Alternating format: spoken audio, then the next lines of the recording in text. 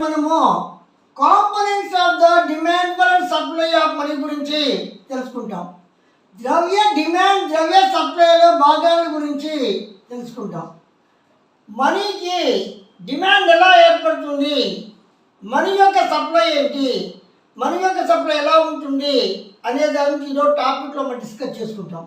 Demand for money, మనీకి demand అనేది business man చేసే ట్రాన్సాక్షన్స్ యొక్క వాల్యూమ్ మీద ఆధారపడింది. మనీకి డిమాండ్ అనేది బిజినెస్ మ్యాన్ యొక్క బిజినెస్ ట్రాన్సాక్షన్స్ మీద ఆధారపడి ఉంటుంది. కాబట్టి ట్రాన్సాక్షన్స్ అనేవి ఇన్కమ్ మీద డిపెండ్ అయి ఉంటాయి. బిజినెస్ మ్యాన్కి ఇన్కమ్ వస్తే ఆయన ఎక్కువగా మనీని తీసుకుంటాడు, మనీని ఎక్కువగా ఉపయోగిస్తాడు. ఎందుకంటే ప్రాఫిట్ వస్తుంది కాబట్టి ఎక్కువ ట్రాన్సాక్షన్ చేస్తాడు. ఎప్పుడైతే ఎక్కువ ట్రాన్సాక్షన్ చేస్తారో ఆటోమేటిక్గా వాడు వ్యాపారం చేసుకునే దానికి మనీ ఎక్కువ కావాల్సి వస్తుంది. అప్పుడు మనీకి డిమాండ్ ఏర్పడుతుంది. ఇక్కడ మనీకి డిమాండ్ అనేది ట్రాన్సాక్షన్స్ వల్ల ఏర్పడింది. కాబట్టి ఒకవేళ ఇంట్రెస్ట్ రేట్స్ కూడా మనీ యొక్క డిమాండ్ నిర్ణయిస్తాయి. బ్యాంకు వాళ్ళు కానీ ఫైనాన్షియల్ ఇన్స్టిట్యూషన్స్ కానీ ఇంట్రెస్ట్ రేట్ని ఎక్కువగా పెంచితే అప్పుడు వ్యాపారం కన్నా కూడా ఇంట్రెస్ట్ రేట్ ఎక్కువగా వస్తుంది. కాబట్టి డబ్బులంతా కూడా ఇంట్రెస్ట్ బ్యాంకులో వేసి ఇంట్రెస్ట్ తీసుకుంటాడు. అప్పుడు ట్రాన్సాక్షన్స్కి తక్కువ ఇన్కమ్ లభిస్తుంది. కాబట్టి ఇంట్రెస్ట్ రేట్ ఎక్కువగా ఉంటే మనీకి డిమాండ్ అనేది తగ్గుతుంది. ఎందుకంటే అందరూ బ్యాంకుల్లో వేస్తారు కాబట్టి ఇంట్రెస్ట్ రేట్ ఎక్కువ వస్తుంది. కాబట్టి ప్రాఫిట్స్ కన్నా ఇంట్రెస్ట్ రేట్ వల్ల బెనిఫిట్ వస్తుంది. కాబట్టి ట్రాన్సాక్షన్ తగ్గించుకొని వ్యాపారం యొక్క సైజ్ తగ్గించుకొని వాళ్ళు బ్యాంకులో మనీ వేస్తారు. ఇలా ఇంట్రెస్ట్ రేట్ కూడా మనీ యొక్క డిమాండ్ నిర్ణయిస్తుంది. ఎక్కువ ఇంట్రెస్ట్ రేట్ ఉంటే ఎక్కువగా బ్యాంకులో వేస్తారు, మనీ ట్రాన్సాక్షన్ తగ్గిపోతుంది, బిజినెస్ కూడా తగ్గించేస్తారు. కాబట్టి ఇంట్రెస్ట్ రేట్ తక్కువగా ఉంటేనే మనీ అనేది ఎక్కువగా ట్రాన్సాక్షన్స్కి లభిస్తుంది. ఇలా ఇంట్రెస్ట్ రేట్ మీద ట్రాన్సాక్షన్స్ మీద మనీ యొక్క డిమాండ్ అనేది ఆధారపడుతుంది.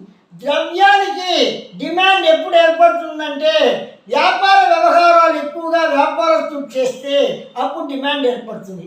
వ్యాపారాల్లో ఎక్కువ ఆదాయం వస్తే వ్యాపారస్తులు డబ్బులు వచ్చి తీసుకొని ఇతరుల వద్ద నుంచి కానీ తన యొక్క చుట్టాల దగ్గర నుంచి కానీ తీసుకొని ఎక్కువ వ్యాపారం చేస్తారు. వ్యాపార వ్యవహారాలు అనేవి ఆదాయం మీద ఆధారపడింది. ఆదాయం ఎక్కువగా ఉంటే ఎక్కువ వ్యాపార వ్యవహారాలు నిర్వహిస్తాడు, ద్రవ్యం అనేది కావాల్సి వస్తుంది, ద్రవ్యానికి డిమాండ్ ఏర్పడుతుంది. ఒకవేళ బ్యాంకు యొక్క వడ్డీ రేటు కూడా వ్యాపార వ్యవహారాలను నిర్ణయిస్తాయి. అంటే బ్యాంకులో వడ్డీ రేటు ఎక్కువగా ఉంటే వ్యాపారం కన్నా కూడా వడ్డీ రేటు వల్ల ఎక్కువ ఆదాయం వస్తుంది. కాబట్టి వ్యాపార వ్యవహారాలు తగ్గించుకొని బ్యాంకులో వాళ్ళు ఎక్కువగా డబ్బులు వేస్తారు. అప్పుడు ఇంట్రెస్ట్ రేట్ ఎక్కువగా ఉన్నందువల్ల వ్యాపార వ్యవహారాలకు సంబంధించి మనీ యొక్క డిమాండ్ అనేది తగ్గిపోతుంది. ఇంట్రెస్ట్ రేట్ ఎక్కువగా ఉంటే వ్యాపార వ్యవహారానికి డబ్బు అనేది తక్కువగా లభిస్తుంది. కాబట్టి ఇలా ఇంట్రెస్ట్ రేటు, వడ్డీ రేటు, వ్యాపార వ్యవహారాలు అనేది మనీ యొక్క డిమాండ్కి కారణంగా మనం చెప్పచ్చు. ఇప్పుడు మనము సప్లై ఆఫ్ మనీ గురించి తెలుసుకుంటాం. అంటే ద్రవ్యం యొక్క సప్లై గురించి తెలుసుకుంటాం.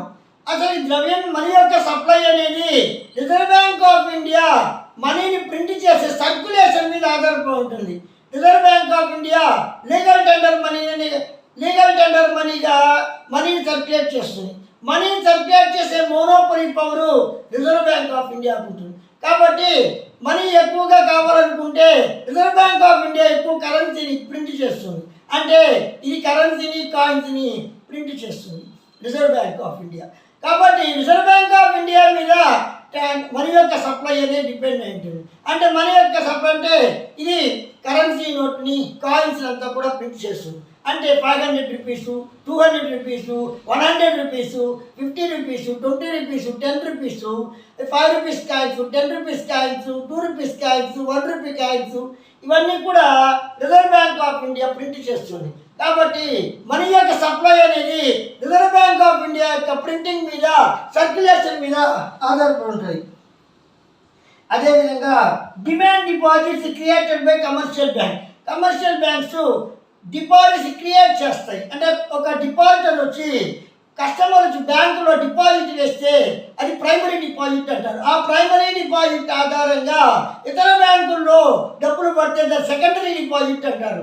కాబట్టి సెకండరీ డిపాజిట్ అనేది డిమాండ్ క్రియేట్ చేస్తుంది. దాన్ని మనము డిరైవ్డ్ డిపాజిట్స్ సెకండరీ డిపాజిట్స్ అంటారు. ఫర్ ఎగ్జాంపుల్ ఒక వ్యక్తి వచ్చేసి ఒక బ్యాంకులో ఆంధ్ర బ్యాంకులో ₹1,00,000 ఇస్తాడు. ఆ ₹1,00,000 వచ్చేసి ప్రైమరీ డిపాజిట్. ఈ ₹1,00,000 ఇంకా బీసీడీ అనే వాళ్ళు చెక్కులు ఇస్తాడు ఏ అనే వ్యక్తి. ఈ బీసీడీ వాళ్ళు ఇంకా నా బీసీడీఈ అంటే 25,000 వాళ్ళ బ్యాంకుల్లో వేసుకుంటారు. ఇప్పుడు మనం ద్రవ్య సప్లై గురించి తెలుసుకుంటాం. ద్రవ్య సప్లై అనేది రిజర్వ్ బ్యాంక్ ఆఫ్ ఇండియా ముద్రించే కరెన్సీ నోట్ల మీద నాణ్యాల మీద ఆధారపడి ఉంటుంది. రిజర్వ్ బ్యాంక్ ఆఫ్ ఇండియాకు మాత్రమే కరెన్సీ నోట్లను ముద్రించే అధికారం ఉంటుంది. వేరే వాళ్ళకి ఈ అధికారం ఉండదు. కాబట్టి ద్రవ్య సప్లైకి ముఖ్యమైన ఆధారము రిజర్వ్ బ్యాంక్ ఆఫ్ ఇండియా ముద్రించే కరెన్సీ నోట్లు నాణ్యాలు. రిజర్వ్ బ్యాంక్ ఆఫ్ ఇండియా ₹500 నోట్లు, ₹200 నోట్లు, ₹100 నోట్లు, ₹50 నోట్లు, ₹10 నోట్లు ముద్రిస్తుంది. ₹5 నాణ్యము, ₹2 నాణ్యము, ₹1 నాణ్యాలు ముద్రిస్తుంది. ఇదే ద్రవ్య సప్లైకి ముఖ్య కారణంగా చెప్పవచ్చు. అదేవిధంగా వాణిజ్య బ్యాంకుల యొక్క డిపాజిట్స్ కూడా నీకు ద్రవ్య సప్లైకి ఆధారంగా చెప్పచ్చు. వాణిజ్య బ్యాంకులు డిపాజిట్ డిమాండ్ సృష్టిస్తాయి. అంటే ఎవరన్నా ఖాతాదారులు బ్యాంకులో ₹1,00,000 డిపాజిట్ చేస్తే అది ప్రాథమిక డిపాజిట్గా మారుతుంది. ఈ ప్రాథమిక డిపాజిట్ ₹1,00,000 నీకు స్టేట్ బ్యాంక్ ఆఫ్ ఇండియాలో వేశారు. ఆ స్టేట్ బ్యాంక్ ఆఫ్ ఇండియా అతను ₹25,000 చెక్కులు 4 బ్యాంకుల వాళ్ళ చెక్కులు ఇచ్చాడు. అట్లా దీన్ని సెకండరీ డిపాజిట్ అంటారు. ఈ సెకండరీ డిపాజిట్ వల్లే పరపతి అనేది సృష్టించబడద్ది. బిఎన్ఏ ఖాతాదారు కెనరా బ్యాంకుకు సంబంధించిన వాడు 25,000 తన అకౌంట్లో వేసుకుంటాడు. సిఎన్ఏ అతను ఆంధ్ర బ్యాంకుకు సంబంధించిన వాడు 25,000 అక్కడ వేసుకుంటాడు.